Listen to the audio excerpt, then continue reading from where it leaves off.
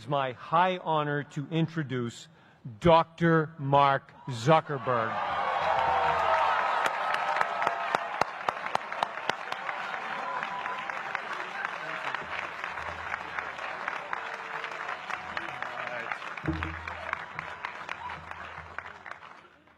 Today, I want to talk about purpose. But I'm not here to give you the standard commencement about finding your purpose. We're millennials. We try to do that instinctively. Instead, I'm here to tell you that finding your purpose isn't enough. The challenge for our generation is to create a world where everyone has a sense of purpose. One of my favorite stories is when JFK went to go visit the NASA Space Center, and he saw a janitor holding a broom, and he asked him what he was doing, and the janitor replied, "Mr. President, I'm helping put a man on the moon." Purpose is that feeling that you are a part of something bigger than yourself, that you are needed, and that you have something better ahead to work for. Purpose is what creates true happiness. And you are graduating at a time when this is especially important. When our parents graduated, that sense of purpose reliably came from your job, your church, your community. But today, technology and automation are eliminating many jobs. Membership in a lot of communities has been declining, and a lot of people are feeling disconnected and depressed and are trying to fill a void in their lives. As I've traveled around, I've sat with children in juvenile detention and opioid addicts who've told me that maybe their lives would have turned out differently if they just had something to do, an after-school program or somewhere to go. I've met factory workers who know their old jobs aren't coming back and are just trying to find their path ahead. For our society to keep moving forward, we have a generational challenge to not only create new jobs, but create a renewed sense of purpose. I remember that night I launched Facebook from that little dorm in Kirkland House. I went to Noakes with my friend KX, and I remember telling him clearly that I was excited to help connect the Harvard community, but one day someone would connect the whole world. The thing is, it never even occurred to me that that someone might be us. We were just college kids. We didn't know anything about that.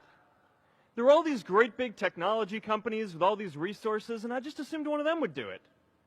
But this idea was so clear to us that all people want to connect. So we just kept working on it, day after day after day. And I know that a lot of you are going to have your own stories just like this. A change in the world that seems so clear that you are sure someone else is going to do it. But they're not. You will.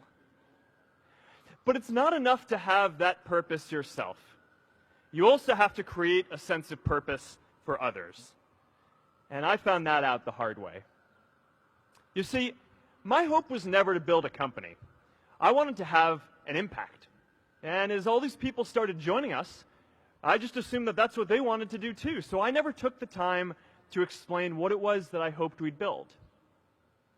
A couple years in, some big companies wanted to buy us.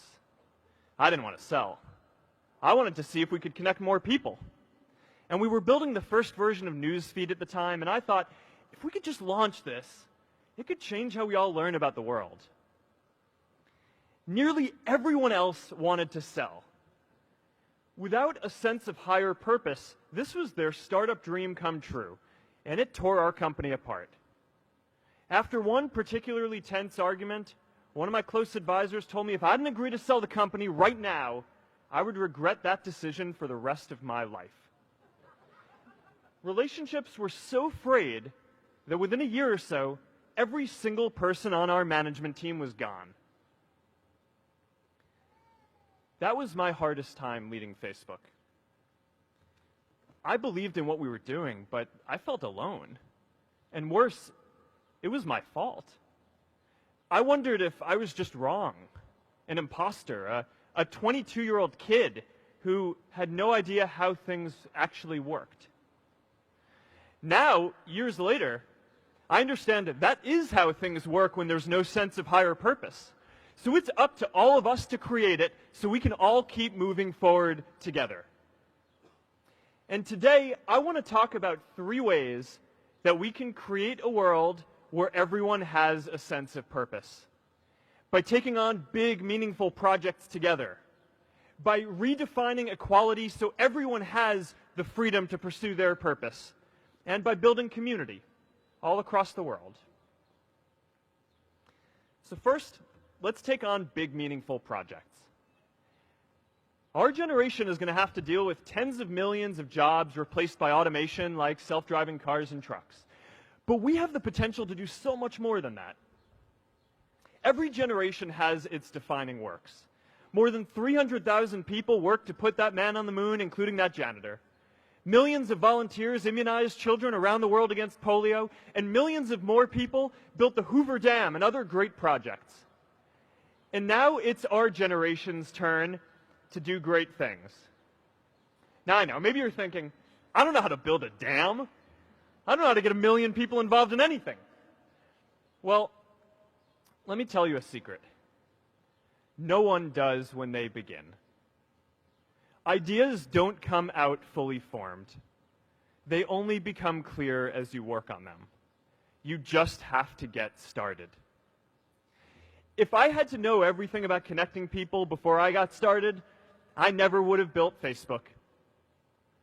Movies and pop culture just get this all wrong. The idea of a single eureka moment is a dangerous lie. It makes us feel inadequate because we feel like we haven't had ours yet. And it prevents people with seeds of good ideas from ever getting started in the first place. Oh, and you know what else movies get wrong about innovation? No one writes math formulas on glass, okay? All right? That's not a thing, okay? It's really good to be idealistic, but be prepared to be misunderstood.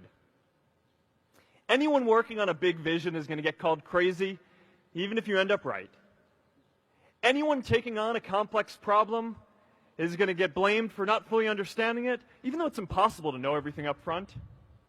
Anyone taking initiative will always get criticized for moving too fast because there's always someone who wants to slow you down.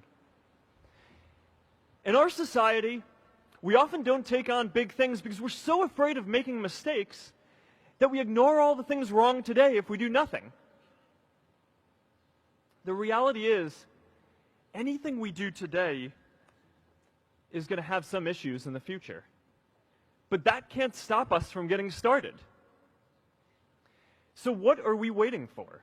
It is time for our generation-defining great works. How about stopping climate change before we destroy the planet and getting millions of people involved, manufacturing and installing solar panels? How about curing all diseases and getting people involved by asking volunteers to share their health data, track their health data, and share their genomes? You know, today, our society spends more than 50 times as much treating people who are sick as we invest in finding cures so people don't get sick in the first place. It makes no sense. We can fix this. How about modernizing democracy so everyone can vote online? And how about personalizing education so everyone can learn? These achievements are all within our reach. Let's do them all in a way that gives everyone in our society a role. Let's do big things, not just to create progress, but to create purpose.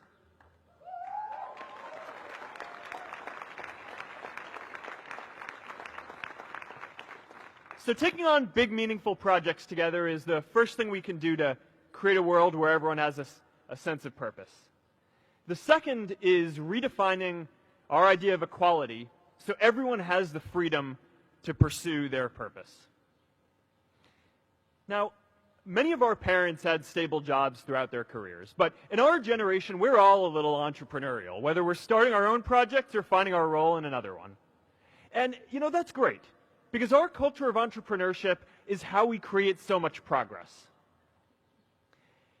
An entrepreneurial culture thrives when it is easy to try lots of new ideas. Facebook wasn't the first thing I built. I also built chat systems and games, study tools and music players, and I'm not alone. J.K. Rowling got rejected 12 times before she finally wrote and published Harry Potter. Even Beyoncé had to make hundreds of songs to get Halo. The greatest successes come from having the freedom to fail. Now, today, we have a level of wealth inequality that hurts everyone. When you don't have the freedom to take your idea and turn it into a historic enterprise, we all lose.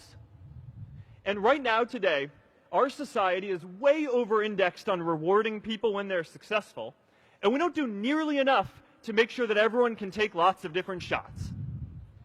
Now, let's face it. There is something wrong with our system when I can leave here and make billions of dollars in 10 years while millions of students can't even afford to pay off their loans, let alone start a business.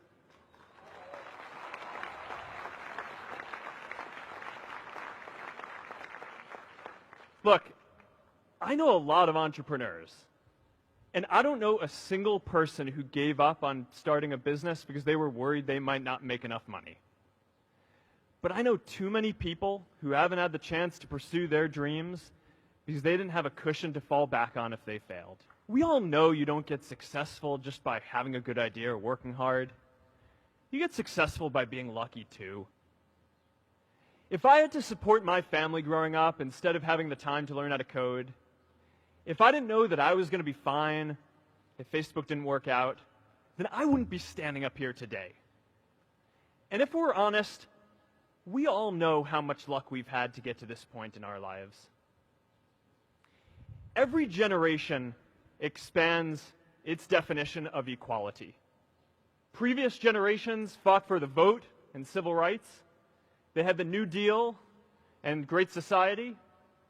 And now it's time for our generation to define a new social contract. We should have a society that measures progress not just by economic metrics like GDP, but by how many of us have a role we find meaningful. We should explore ideas like universal basic income to make sure that everyone has a cushion to try new ideas. We're all going to change jobs and roles many times, so we need affordable childcare to get to work and healthcare that's not tied to just one employer. And we're all going to make mistakes. So we need a society that's less focused on locking us up and stigmatizing us when we do. And as our technology keeps on evolving, we need a society that is more focused on providing continuous education through our lives.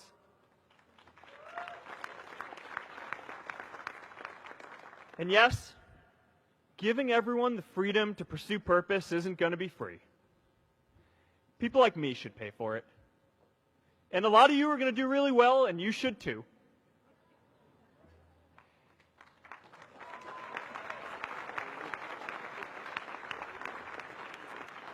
That is why Priscilla and I started the Chan Zuckerberg Initiative and committed our wealth to promoting equal opportunity.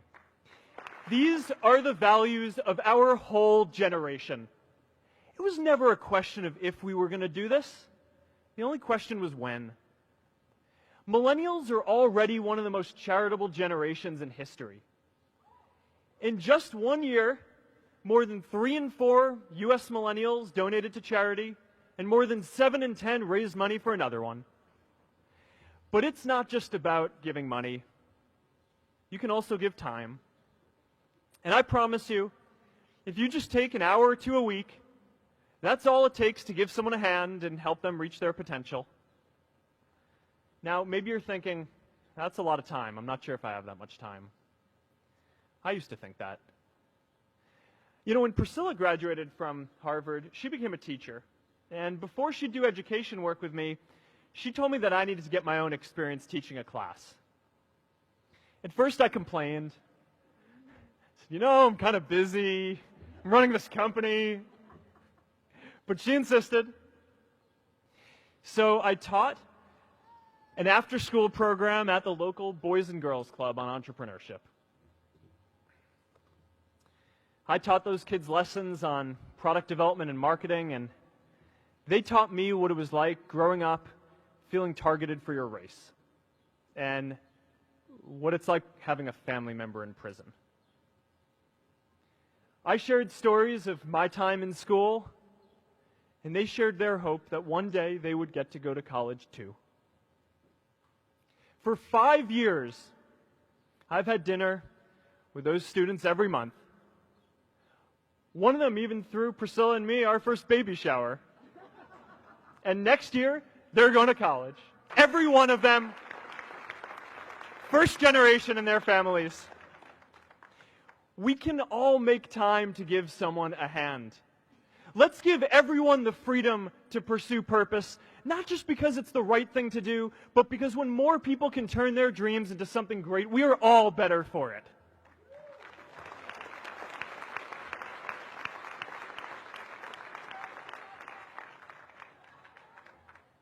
Purpose doesn't only come from work. The third way we can create a sense of purpose for everyone is by building community. And in our generation, when we say purpose for everyone, we mean everyone in the world. Now, quick show of hands. How many of you here are from another country? All right, now keep your hands up. How many of you are friends with one of these folks? Now we're talking. See, we have grown up connected. In a recent survey of millennials around the world, asking what most defines our identity, the most popular answer wasn't nationality, ethnicity, or religion. It was citizen of the world. That's a big deal. Every generation expands the circle of people we consider one of us. And in our generation, that now includes the whole world. We understand that the great arc of human history bends towards people coming together in ever greater numbers, from tribes to cities to nations, to achieve things that we could not on our own. We get that our greatest opportunities are now global. We can be the generation that ends poverty, that ends disease. And we get that our greatest challenges need global responses too. No country can fight climate change alone or prevent pandemics.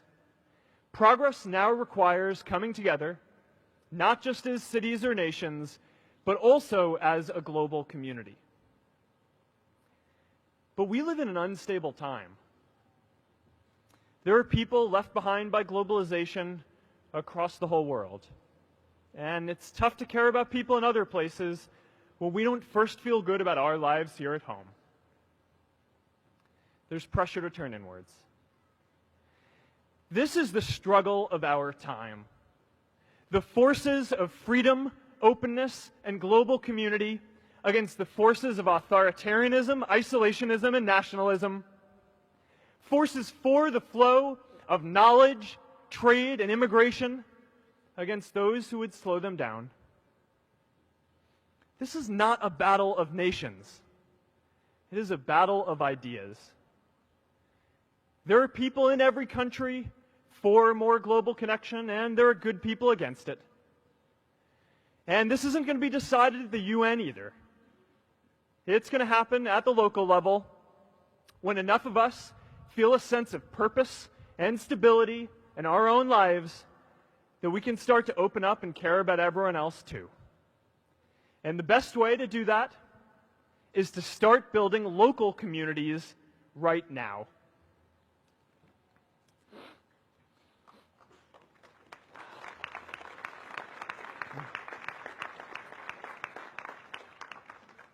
We all get a lot of meaning from our communities. Who here's from Elliott House? How about Lowell? I know you guys found community because you literally live right on top of each other. And Mather? I'll just leave that there. Whether our communities are houses or sports teams, churches or a cappella groups, they give us that sense that we're a part of something bigger, that we are not alone. They give us the strength to expand our horizons. And that's why it's so striking that over the past few decades, membership in all kinds of communities has declined by as much as 1/4. That's a lot of people who now need to find a sense of purpose somewhere else. But I know that we can rebuild these communities and start new ones because many of you already are. I met Agnes Segoye, who's graduating today. Agnes, where are you?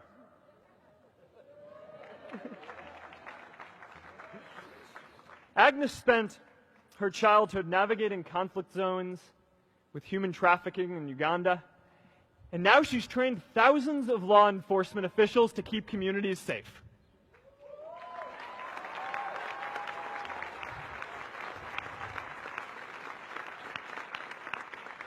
I met Kayla Oakley and Neha Jain, who are graduating today too. Stand up, guys.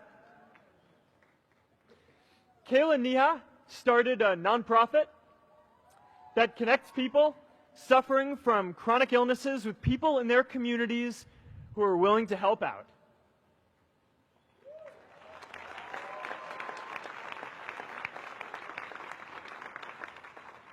And I met David Razu Aznar, who's graduating from the Kennedy School today. David, stand up. David is a former city councilor who fought to make Mexico City the first Latin American city to pass marriage equality, even before San Francisco.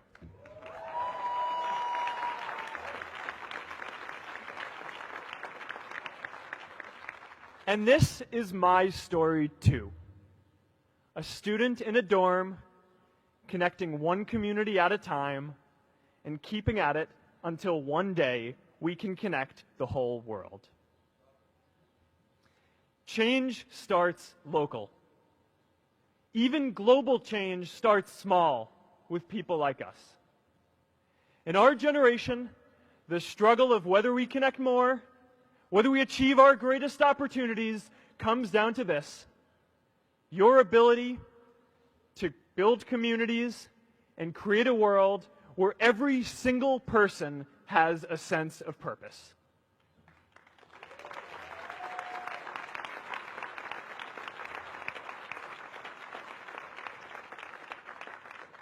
Class of 2017, you are graduating into a world that needs purpose.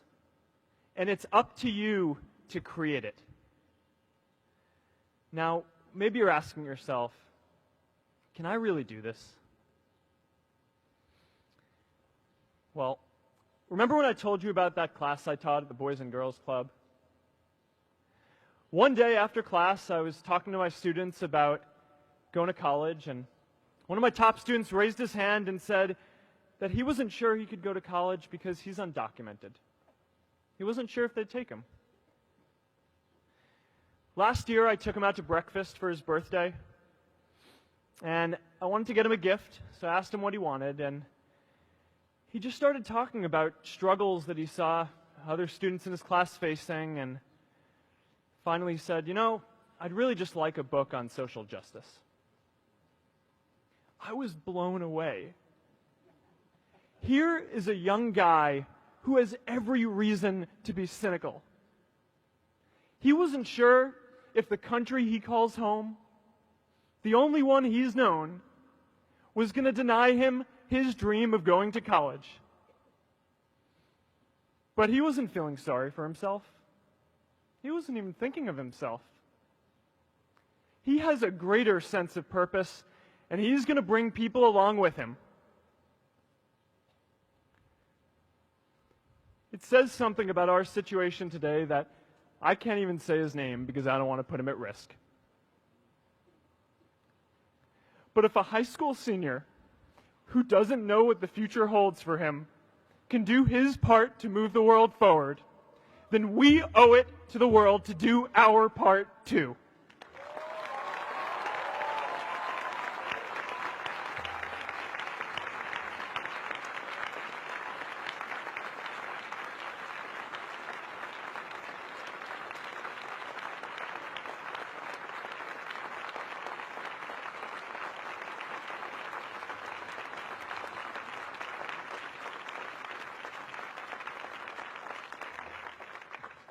So before you walk out those gates one last time, and as we sit here in front of Memorial Church, I'm reminded of a prayer, Misha Berach, that I say whenever I face a big challenge, that I sing to my daughter, thinking of her future when I tuck her in at night.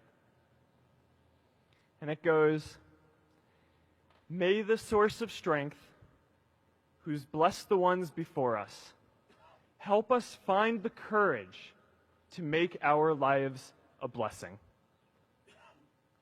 I hope you find the courage to make your life a blessing. Congratulations, class of 2017. Good luck out there.